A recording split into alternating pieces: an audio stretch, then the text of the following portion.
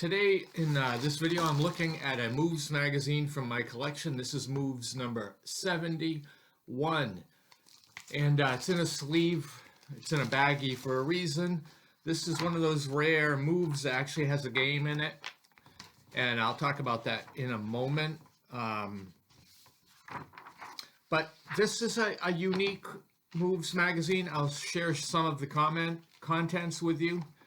The lead article is that one. It's a long article called The Basic Wargame Library, The Simple and the Sophisticated. And this is by Joe Miranda. And he basically, starting with the ancients and moving all the way up to modern and then hypothetical, he provides a basic game for your library and then a more complicated one, a more sophisticated one under each category. Now, this idea, I believe, of a basic wargame library was originated by Richard Berg quite a few years before this. And so, that sort of thing would need to be updated from time to time. And of course, everyone has their own opinion. But back in the day, this had its place. So it's a fairly detailed article where Joe gives his opinion on this. Of course, as you might expect, a few decision games work their way into this list, including, some of his games. But it was a pretty good article. It's good for nostalgia to go back to some of these games. And I realized that I had probably a little more than half of the games that he mentioned, but I do have a large collection.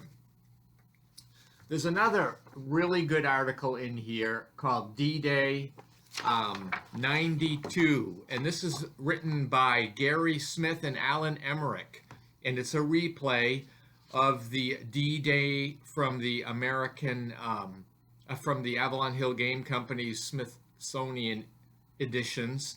You might remember when those came out. There was one on the Bulge. I think there was a Guadalcanal and D-Day. So this is a replay of the game. Basically written out, for the most part, it's written in kind of a narrative format of two guys sitting down playing a game. I'll give you an idea of how it reads. This is German Turn 1, I believe, written by Alan Emmerich. He says, it landed right in the middle of the beehive and on only one hex. Like a magnet, the huge American contingent on the shores of France attracts every German that can walk to battle. When the flag goes up for the combat phase, I mustered 14 factors to Gary's 15, but I have two important advantages. First, I have the reroll chit, should an early roll go amiss. Second, I have a zillion steps, and he's going to have to outroll me repeatedly before I run out of cannon fodder. In the end, the beachhead is doomed. After only a couple of bad tosses, I rolled very well and cleaned him up, like so much flotsam on the beaches. Of course, I've stripped some neighboring key locations to muster such an impressive counterattack. No doubt Gary will land in the ports that I've abandoned in Dunkirk and Le Havre. Then Gary added his own note, and his comments are in italics. So you get the idea. This goes through, 10, 11 game turns, more than that, I guess.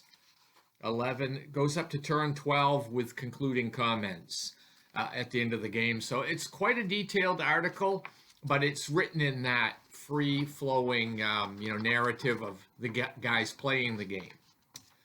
This next article is the reason I have this in a sleeve. It's called Basic Tactics for Beginners. And this is one Moves magazine that actually has a game in it. The game is called Maneuver.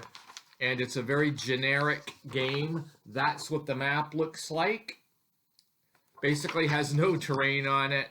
A very simple combat results table. It is a differential one. But the whole point is to teach the players, newbies, how the hex and counter war game situation works. And so it looks like you have about 10 counters for each side, red and blue. They are infantry of different strengths, cavalry, artillery, and then a capital, which looks like a factory, but it's basically a capital. basic rules that teach zones of control, combat, movement, and supply, and things like that. I've never played this. I'm probably not going to, but that's why my game is in a sleeve.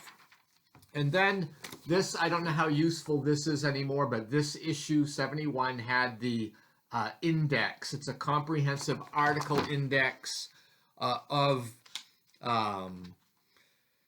Moves magazine, I believe, and maybe Fire and Movement as well, and the Wargamer. So there's quite a bit in here. It's organized alphabetically, I believe, but by period. So I mean, it's many pages. If you're looking for an article or a writer or an author, you can kind of scan through it and maybe find them and look up what they were in. I mean, back in the day, this was very useful, but now, you know, not so much. But it is interesting for nostalgia to kind of scan through and see if there's anybody you remember that you'd like to read. So this predates my time of writing. I didn't start writing until, you know, a bit later. This is in 1992, so I didn't really start writing until the mid-90s. So I'm not indexed in this index. But anyway, that is a quick look at the Moves number 71 from 1992. Thank you for watching this video, and stay tuned if you'd like to see more of my war game related videos. Have a great day.